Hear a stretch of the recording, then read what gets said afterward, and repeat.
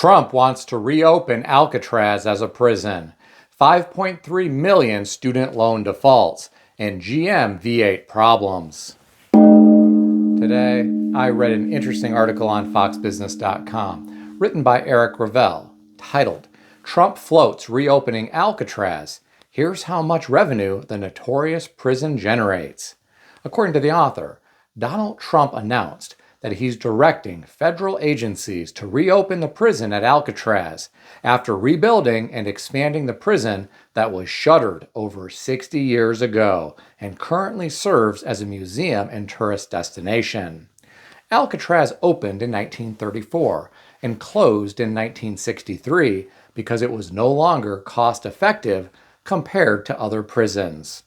The operating costs were over 3 times that of any other federal prison in 1959.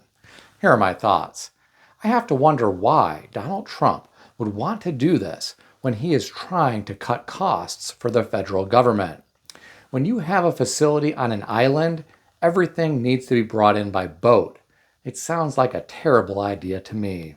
I can't imagine it would be cheap to renovate that old structure. I also suspect it would be expensive to build new structures. The place is called The Rock for a reason. It will be really interesting to see what happens. Right now, Alcatraz generates $60 million in annual revenue from 1.6 million visitors. You'd think they would want to just let it be, keep it as a tourist location, and build more cost-effective facilities elsewhere. I could be wrong, but I suspect building a prison from scratch may have better security than trying to retrofit several old structures. Now, I really liked the old 1979 movie called Escape from Alcatraz. Clint Eastwood was really young in that movie. I thought he did a nice job as an actor. The story was supposed to be based on true events. In the movie, 3 men escaped from Alcatraz. They made fake heads out of paper mache, so guards at night thought they were still in their cells. They were able to remove a vent in the wall and dig through the crumbling concrete to a utility area. They were then able to make their way through the roof and climb down to the ocean undetected. No one knows if they actually survived the swim in the water with their makeshift life rafts made from prison raincoats. At the end of the movie, the warden found a flower on Angel Island that doesn't grow there. This leads you to believe the men were able to make it off Alcatraz safely and get away with it. It's really hard to say, though. The ending is really quite different than the Shawshank Redemption, when Andy Dufresne is shown on the beach with his boat. That is a great movie, too. Now, there were a lot of comments beneath this article. I'll share some of them with you. The first commenter said, "It was too expensive to run in 1963, so we're going to spend billions revamping it?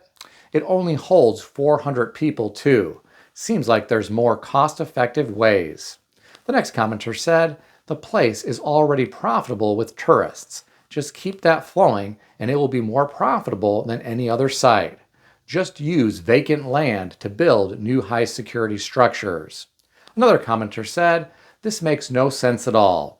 We already have a supermax prison, Florence ADX in Colorado, which could be expanded, or you could build and operate a new prison for much lower costs in a rural area in the continental United States that could appreciate the jobs created." The last comment that I'll share with you came from someone who said, "Just move all the homeless out there. It has a roof, walls, windows, and dry beds." Well, my friends, the commenters always have interesting things to say. What do you think about all this? Share your thoughts in the comment section below. I read another interesting story today. This one was on CNBC.com, written by Annie Nova, titled, "Trump Administration to Garnish Wages of 5.3 million Defaulted Student Loan Borrowers This Summer."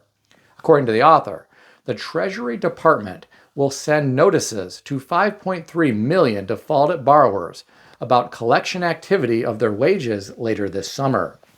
My friends, I hate to hear about this. My heart goes out to these Americans who are struggling with this debt. 5.3 million defaulted borrowers is no joke. Let me help you put this into perspective. The state of Wyoming only has 581,000 people. Vermont only has around 632,000 people. Alaska has around 724,000 people. North Dakota has about 770,000 residents. South Dakota has about 896,000. Delaware has about 990,000 people. Rhode Island has about 1,061,000 residents. So if we add up all of the residents from these 7 states, we still don't hit 5.3 million people. This puts into perspective for you how many borrowers are in default on their student loans. When you think about it this way, you have to wonder why this isn't all over the mainstream media. You have to wonder why people aren't ringing the alarm bells about this situation. To me, it is truly tragic. What are some of these people going to do? Only time will tell. I don't think it's going to be pretty. Do you know people who are unable to pay their student loans? If so, tell me about them in the comment section below. Here's another disturbing article I read today. This one was on yahoo.com, put out by USA Today and written by Charles Singh, titled, "General Motors knew about V8 engine problems for years before giant recall, lawsuit claims." This all has to do with their L87 V8 engine. A plaintiff purchased a 2023 GMC Yukon Denali in 2022 and had engine problems. GM replaced it with another engine, but it had problems also. There is a problem with bearings that are prone to failure, which can cause connecting rod issues or engine seizure. A class action lawsuit was the result of all of this, and now GM is doing recalls. Here are my thoughts. GM has been making V8 engines for years. Back in the 1960s and early 1970s, there were some legendary V8 engines that were difficult to destroy even with a lot of abuse. You would think in 50 years they would have gotten a lot better. These engines should be perfection by now. Think about all of those old legendary V8 engines from General Motors. The 302, 327, 350, 396 big block, the 427 big block, and the mighty 454 big block. GM produced some really great performance cars back in the day, such as the Chevelle, Corvette, Nova, Camaro, Firebird, Oldsmobile 442, GTO Judge, the list goes on and on. There were some special edition cars that had super high performance V8 engines. Many of those sell for hundreds of thousands of dollars today, if the numbers match and they are in good condition. I love going to car shows and looking under the hoods at old V8 engines. I really like the engines that have been restored back to how they were when they left the factory. However, it is really cool to see some of the highly customized, chromed out V8 engines. I really hope General Motors has solved the problems with the L87 V8 engines. That brand needs to be producing the best V8 engines in the world so they don't ruin their reputation. But that's just what I think. And what do I know? I'm just some guy on YouTube with a gong. What do you think about all this? Share your thoughts in the comment section below.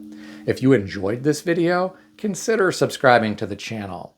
I want to extend a special thanks to everyone who has subscribed to this channel. I want to also thank all of my channel members. If you would like to become a channel member, there is a link in the description beneath this video. You can read more about the different membership levels. Please also check out some of the great books I suggest you consider reading in the description below. I've included Amazon affiliate links to these books. As an Amazon associate, I earn from qualifying purchases. Stay healthy and wealthy. I'll see everyone in the next video.